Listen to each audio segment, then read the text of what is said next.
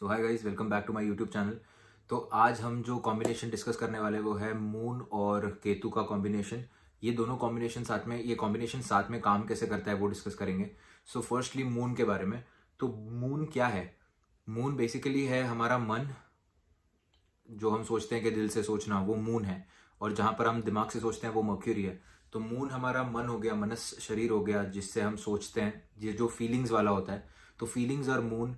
Milk is also represented by moon, oceans are represented by moon, mother, basic values, आपकी internal feelings, जो emotions होते हैं वो सारे के सारे मून से डिनोट होते हैं। और मूड स्विंग्स भी कहीं ना कहीं मून से ही डिनोट होते हैं, क्योंकि आप जैसे देखते हैं कि मून छोटा बड़ा होते रहता है अकॉर्डिंग टू द साइकिल्स। उसके हिसाब से आपके मूड्स भी चेंज होते रहते हैं। अगर आपकी कुंडली में मून बहुत ज़्यादा सेंसिटिव हुआ तो, या डोमिनेंट प्लैनेट हुआ तो बाकी भी चेंज होते रहता है, इफेक्ट तो उसका रहता ही है। तो मून एक बहुत ही ज़्यादा सौम्य प्लैनेट है, बहुत ही ज़्यादा सॉफ्ट प्लैनेट है। It is not a harsh planet. Moon also represents somewhere creativity भी मून के अंदर ही आती है। बिकॉज जब मूड स्विंग्स होते हैं, जब इंसान सोचता है वो फीलिंग्स के अंदर आकर, और फिर मून के हेल्प से you reach to Venus and then creativity comes out of you. तो मून एक बहुत ही ज्यादा सौम्य प्लैनेट है। और केतु जो प्लैनेट है वो एक्सट्रीम स्पिरिचुअलिटी को डिनोट करता है। कोई भी कट्स आते हैं उसको डिनोट करता है। चीजें टूटना, चीजें खत्म हो जाना, उसको केतु रिप्रेजेंट करता है। केतु एक ऐसा प्लैनेट है जो चीजों को अलग करता है, जो चीजों को एक दूसरे से मिलने नहीं देता। केतु इसीलिए स्पिरिचुअलिटी का कारक है, बिकॉज स्पिरिचुअलिटी का मेन फोकस ही यह है कि आप लाइफ को रियल में समझो, और लाइफ में ये सब चीजों से दौड़ना बंद करो, बाकी सब मटीरियलिस्टिक चीजों के पीछे, और आप स्पिरिचुअलिटी की तरफ जाओ, या फिर अल्टीमेट लिबर्टी की तरफ जाओ, विनिंग की तरफ जाओ। That is Ketu. इसीलिए केतु का जो रिप्रेजेंटेशन होता है वो एक झंडे से भी होता है, with a flag, which means ultimate winning. उससे ऊपर कुछ नहीं है। तो पहले के जमाने में जब राजा महाराजा होते थे, जब वो जंग जीतते थे, तो सबसे पहले अपना झंडा ऊपर करते थे। उसका मतलब यही था, उनका मतलब यही था कहने का कि हम जीत चुके हैं, this is the ultimate win. So ultimate win जो लाइफ की होती है वो होती है जब आप सारे कर्मों से मुक्त हो जाओ और जब आप लिबर्टी की तरफ चलने लगो, तो वो सबसे बड़ी जीत होती है। इसीलिए झंडे का जो पहरा है, वो भी झंडा जो है वो भी केतु से डिनोट होता है। तो मून आपका मनस शरीर, जो कि इतना ज्यादा सॉफ्ट है, इमोशनल है, जब वो केतु के साथ मिलता है, जो कि एक्सट्रीम स्पिरिचुअलिटी का कारक है, तो क्या होता है?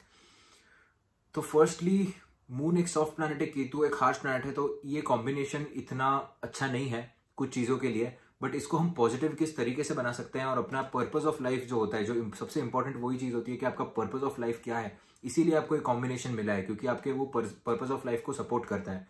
हमें हमारी कुंडली में कोई भी कॉम्बिनेशन ऐसा नहीं मिलता जो कि हमारे लाइफ के पर्पस को सपोर्ट नहीं करता।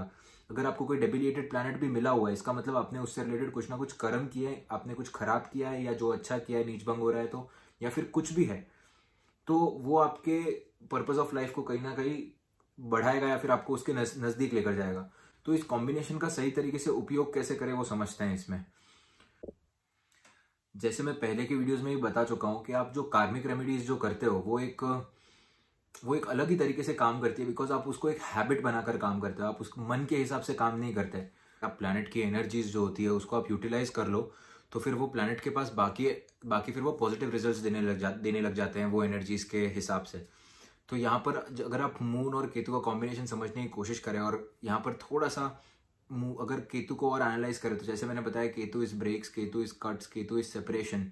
तो यहाँ पर आपको ये जो फैक्टर है वो आपको मून की चीजों में बार बार मिक्स करना है, जिसकी वजह से मून और केतु का जो मेलेफिक कॉम्बिनेशन अगर आपके हॉरोस्कोप में जो बनता है, उसके इफेक्ट्स काफी हद तक कम हो जाएंगे। तो पहली बात जो मैं आपको रूटीन के अंदर बताना चाहूंगा, ये आप कर सकते हो कंटिन्यूअसली, जिससे आपके कॉम्बिनेशन को काफी ज्यादा फर्क पड़ेगा। एक्चुअली होता क्या है कॉम्बिनेशन में, कि बहुत ज्यादा एक्टिव हो जाता है सबकॉन्शियस माइंड आपका, बिकॉज केतु स्पिरिचुअलिटी आपको उस तरफ खींचती है, वो चीज आपको डिटैचमेंट की तरफ खींचती है। अक्सर मून केतु वाले ही लोग होते हैं जिनको थेरेपिस्ट की जरूरत पड़ती है, जिनको लाइफ में बहुत सूनापन महसूस होता है, लोनलीनेस होती है, और ये जो भी सारी मेंटल प्रॉब्लम्स है, ये मून केतु वाले ही लोग होते हैं। क्योंकि इनको कंफ्यूजन इतना होता है कि मैं करूँ क्या, because at one point of time moon एक करिज्मेटिक प्लैनेट है, वो आपको एक अलग रेल्म की तरफ खींच रहा है, और केतु आपको एक अलग रेल्म की तरफ खींच रहा है। तो आप बहुत ज्यादा कंफ्यूज माइंडसेट में रहते हो, और वो कंफ्यूजन के बीच में कहीं ना कहीं एक पॉइंट ऐसा आता है कि Ketu takes over, because moon एक सॉफ्ट प्लैनेट है बहुत ज्यादा। पर यहाँ पर इसके कुछ अच्छे पॉइंट्स भी है, बिकॉज मून जो है वो, अगर जैसे केतु को अगर प्रॉपरली यूटिलाइज किया मून के साथ, तुम अब केतु जैसे मैंने बताया, सबकॉन्शियस माइंड आपका बहुत ज्यादा एक्टिव हो जाता है। तो अगर ऐसे लोगों के दिमाग में subconscious brain is bigger than conscious brain any time, because आपके सबकॉन्शियस माइंड से ही चीजें जनरेट होती है और वहीं से चीजें आती है। तो अगर अपने सबकॉन्शियस माइंड में कुछ चीज फीड कर दी कि मुझे ये चीज चाहिए, या मुझे ये गोल के लिए काम करना है, या मुझे ऐसा कुछ करना है, तो आपके लिए मेहनत एक्चुअली जीरो हो जाती है। इन लोगों को, मून केतु वाले कॉम्बिनेशन को, अगर उन्होंने कुछ डिसाइड कर लिया, सबकॉन्शियस माइंड में कोई चीज फिट हो गई, तो इनके लिए मेहनत करने का कोई मतलब ही नहीं रहता, क्योंकि मेहनत ये इतनी कर लेते हैं क्योंकि इनको समझ ही नहीं आता ये कितनी मेहनत कर लेते हैं।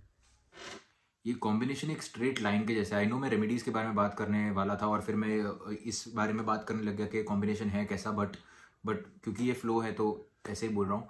तो जैसे ये कॉम्बिनेशन एक स्ट्रेट लाइन जैसा है, जैसे कि फॉर एग्जाम्पल आप कोई चीज़ सोचते हो और फिर आपको जब उस चीज़ के लिए एनर्जी कलेक्ट करते हो मार्स के थ्रू, और फिर आप उस चीज़ का कर्म करते हो शनि के थ्रू, और फिर आप एंड रिजल्ट तक पहुंचते हो। और ये प्रोसेस के जो बीच में होता है, जब आप एनर्जी कलेक्ट करते हो और मेहनत करते हो, तब आपकी एक हैबिट बनती है, और वो हैबिट जो होती है वो आपके सबकॉन्शियस माइंड में जाती है, और वो सबकॉन्शियस माइंड में हैबिट जाने के बाद वो जो चीज़ होती है जो आप करते हो आगे, वो आपके लिए ईजी होती जाती है विथ टाइम।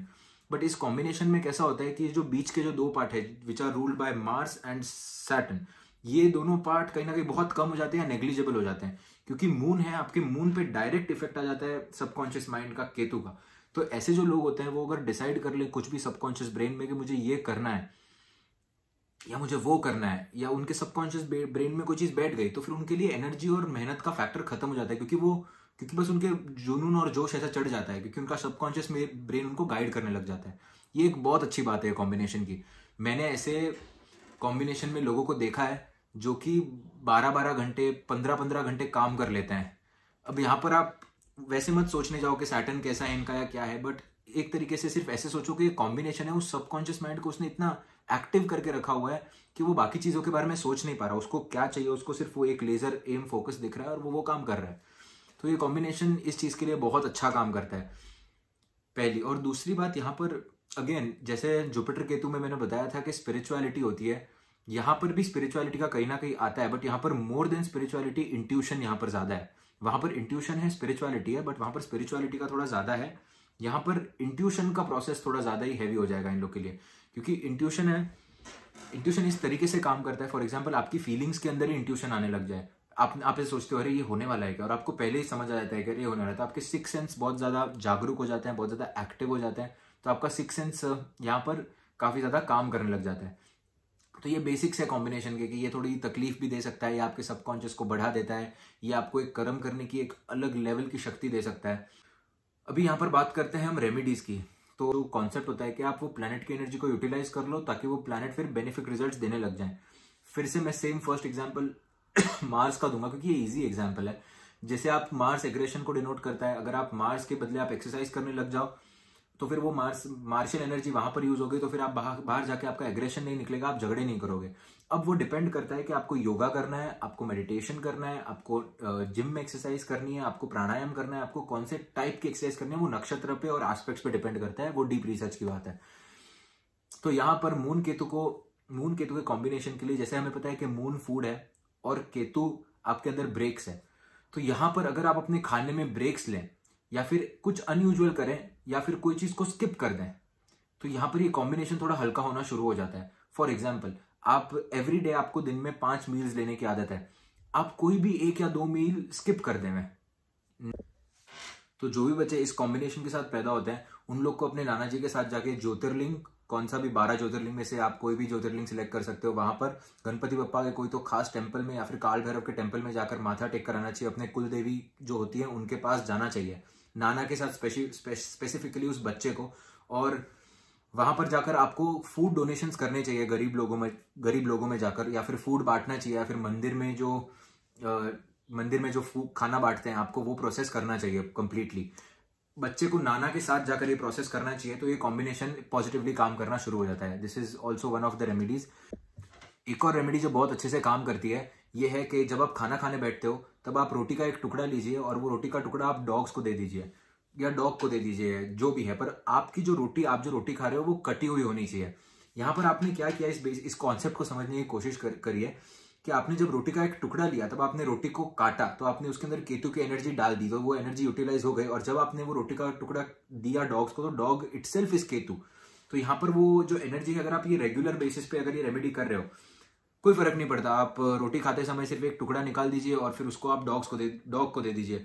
तो ये वो मेनिफिक कॉम्बिनेशन है, उसको काफी हद तक कम करते रहेगा। जैसे क्योंकि मैं पहले ही बता चुका हूँ मून फूड है, तो this is also very good remedy जो कि ये कॉम्बिनेशन में काम करती है।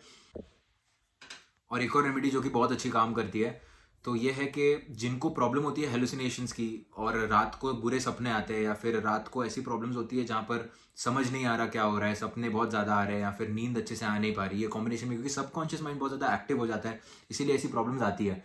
तो ये टाइम पे अगर आप नवकार मंत्र का जाप करें रात को, और रात को सोते समय सिर्फ आप हेडफोन्स डालकर सोते सोते अगर सुनते सुनते अगर सो जाएं, तो फिर बहुत अच्छा रिजल्ट आता है उसका।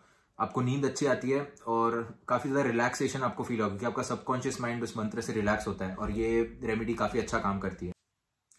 ऐसे लोगों को अक्सर देखा गया है खाना बनाना बहुत पसंद होता है, खाना सर्व करना बहुत पसंद होता है, लोगों को खाना खिलाना बहुत पसंद होता है। तो इनको ये करना चाहिए, रेगुलर बेसिस पे लोगों को बुलाएं और उनके साथ थोड़ा टाइम स्पेंड करें और उनको खाना खिलाएं अपने हाथों से बनाकर। This will also give their heart peace. बहुत बार ऐसे पॉसिबल होता है कि ऐसे लोग जो होते हैं वो अपने इमोशंस को एक्सप्रेस नहीं कर सकते, वो बल्कअप करते हैं अपने इमोशंस को, और फिर एक बार जब वो इतना बल्क हो जाए फिर वो एक साथ एक्सप्लोड करते हैं। ऐसे नहीं करना चाहिए, ये एक नॉर्मल बात है, बट स्पेशली ये कॉम्बिनेशन के लिए अगर अपने जो भी आपके मन में आ रहा है आप वो करते जाओ या फिर बोलते जाओ लोगों को। यहाँ पर अगर आपको आपका सबकॉन्शियस माइंड बहुत ज्यादा एक्टिव करना है और आपको अपनी गोल्स अचीव करना है, तो सबसे बेस्ट रेमेडी जो यहाँ पर है, आप जो भी आपको चाहिए वो आप लिख कर रखो। अगर आप एवरीडे उसको लिखोगे तो आप यहाँ पर मर्क्यूरी का यूज करके वो चीज को अपने माइंड में डाल रहे हो कंटिन्यूसली, तो आपके सबकॉन्शियस माइंड में वो चीज फिट हो जाएगी। ये एक बहुत अच्छी टेक्निक है मैनिफेस्टेशन के लिए। ये लोग जो होते हैं बहुत इजीली और बहुत फास्ट मैनिफेस्ट कर सकते हैं, क्योंकि इनका डायरेक्ट कनेक्शन है इनके फीलिंग्स और सबकॉन्शियस माइंड के बीच में। तो ये एक बहुत अच्छी रेमेडी हो सकती है जिसको अपने गोल्स अचीव करने में प्रॉब्लम हो रही है, या फिर जिनको अपने गोल्स की तरफ फास्ट तेजी से दौड़ना है। तो ये मैनिफेस्टेशन टेक्निक बहुत ज्यादा अच्छी है, स्पेशली इन लोगों के लिए तो मिरेकल्स रिजल्ट्स देती है। तो अगर आपको जो भी चीज चाहिए आप अगर वो लिख कर लो, बार बार रात को सोने से पहले लिखो, सुबह उठकर सबसे पहले लिखो, तो अफर्मेशंस होते हैं वो इनके लिए बहुत ज्यादा बेनिफिशियल होंगे, काम करने बहुत ज्यादा बेनिफिशियल होंगे लाइफ में आगे बढ़ने के लिए। So that's it for today. Moon Ketu combination के बारे में जो मुझे नॉलेज था या जो मैंने एक्सपीरियंस किया वो मैंने आपको यहाँ पर शेयर किया है। अगर आपको ये वीडियो पसंद आया तो लाइक और सब्सक्राइब करें। Thank you so much.